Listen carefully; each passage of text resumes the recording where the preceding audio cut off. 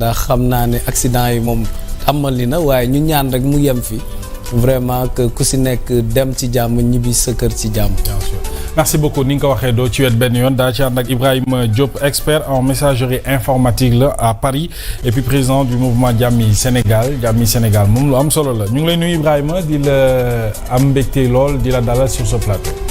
jërëjëf Mouhamed ñu ngi lay fay nuyoo gën gaa rafeti fayin di nuyu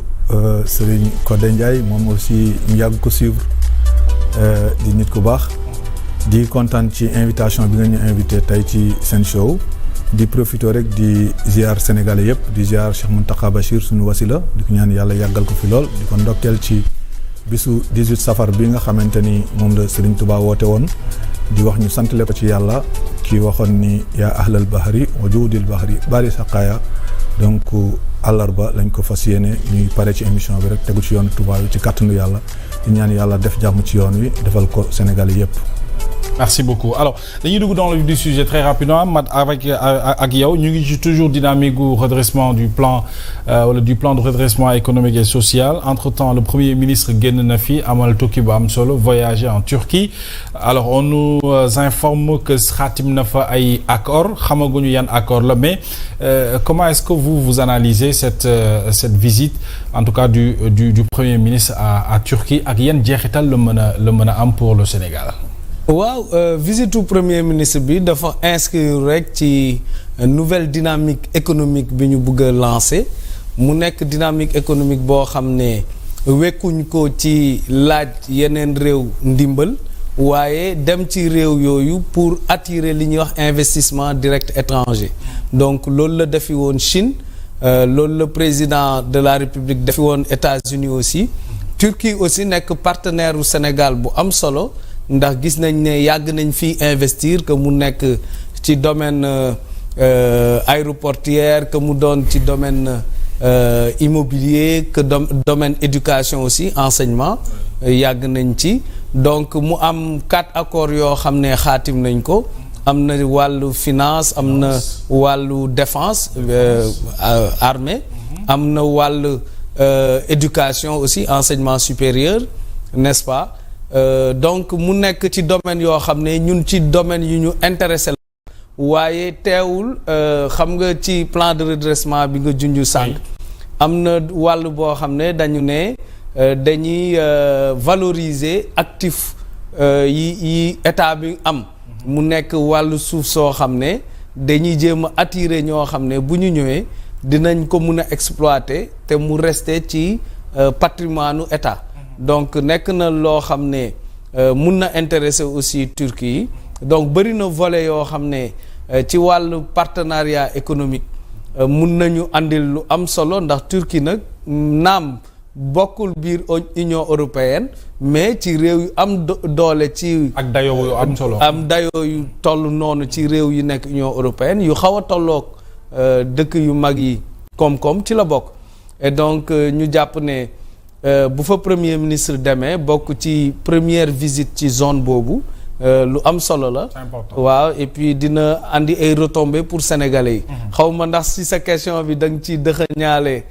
plan de redressement bi wala da nga ciy dellu juste ci accord yooyu buñ ci desee wax nga léegi xaatim nañu accord ci wàllu ay finance mu tombeek ñun suñu ay finance publique xaw a am ay jafe-jafe ci benn extrait ci ay discours am wala échange avec le président Erdogan dégg nañu le premier ministre ne day souhaiter accompagnement wu Turquie et que il insistait sur ça est-ce à dire que fi ñu toll kon ci wàllu finance publique soxla nañu bu baax a baax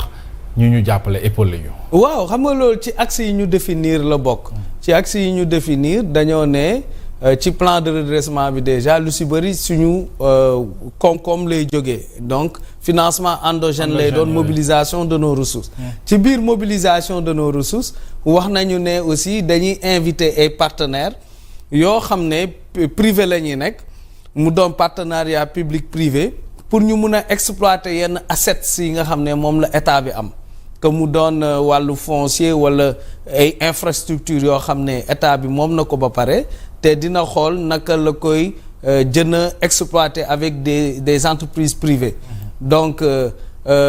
loolu ci suñu dynamique bu bees bi la bokk donc c'est normal ñu laajte leen ci wàllu finance aussi parce que aussi bu leen fàtte ci financement autre type de financement yi ñu bëgg a exploiter financement modèle islamique ci la bokk. te Turquie aussi ku ko xam ne voilà am nañu ci taxawaay bu am solo. seen Exim Bank aussi ñu ngi fa. donc ñoom it ñuy financer projet yu bëri yoo xam ne à l'export lay doon par exemple bu Sénégal buggee développer yenn infrastructures yi entreprise turque nar ko exploiter mën nañu jël financement bancaire bu Exim.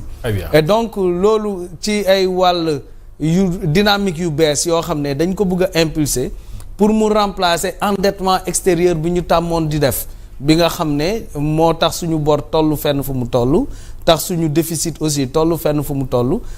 mu nekk ci suñu plan naka la ñuy def ba réduire endettement bi aussi réduire suñu déficit. et déficit bi déjà bi audit yi jeexee gis nañ ne pratiquement 14% la woon en fin 2024 te tey loi de finances rectificative pour 2025 dinañ ko andi ba moins de 8%. presque la moitié. donc trajectoire bi ñu bëggoon dessiner pour le déficit ñu ngi ci pour que fii ak 2027 ñu atteindre 3%. Très bien alors Ibrahima le premier ministre def na fi voyage lu njëkk Chine yàggul dara ma nga woon ca Turquie alors yéen ñi nekk ci landerneau politique bi naka ngeen jàngatee ces voyages là ak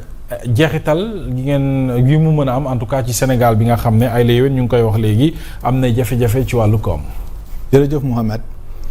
donc bala may dugg ci sa question dama lay ñaan benn minute ma présenter profil bi aussi parce que ñu bëri dañ koy laaj tout le temps pour que ñu koy répéter mooy profil bi kan la Ibrahima Diop homme politique la ba nga xam ni mi ngi commencé doore politique depuis 1996 dans le parti socialiste les étudiants socialistes à partir de 2000 ñu adhéré ànd jëf nag la ñu àndal en coalition avec Abdoulaye Wade ba 2012 bi Abdoulaye Wade wàccee ci la ñu nag xàll beneen yoon nekk ci di jàppale Karim Wade ci épreuve yi mu nekkoon et tout ça les Khalifa Sall bi ñu leen jàppee donc ñu nekk ci mouvement yooyu en France di mobiliser def yooyu ba 2017 ñu gisante ak Ousmane Sonko waxtaan ak moom